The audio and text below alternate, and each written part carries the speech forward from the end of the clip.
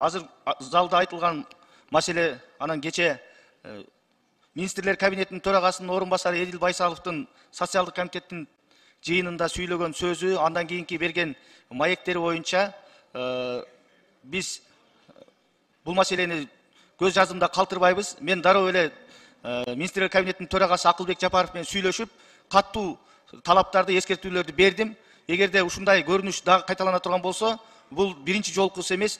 Ушундай министрлер кабинетинин төрагасынын орун басары мыйзам чыгаруу бийлиги менен аткаруу бийлигинин ортосуна чоң жарака кетирип, ушундай бир ойлонулбаган жоопкерчиликсиз сөздөрдү сүйлөгөн үчүн сөзсүз тартип жоопкерчилигине чакырылыш керек деп. Бул боюнча бүгүн президент менен да сүйлөшөм. Урматтуу депутаттар, эч качан министрлер кабинетинин төрагасынын орун басары же болбосо министрлер кабинетинин мүчөлөрү жогорку кеңештин дарегине, аброюна шек келтирүүгө эч кандай укугу жок. Ага жол бербейбиз. Бул бир. Экинчиден, ар ким өзүнүн ишин татыктуу так аткарыш керек. Жогорку кеңеш өкмөттөн, министрлер кабинетинен талаптарды коюп, анын аткарылышын сураганга толук конституциялык укугу бар.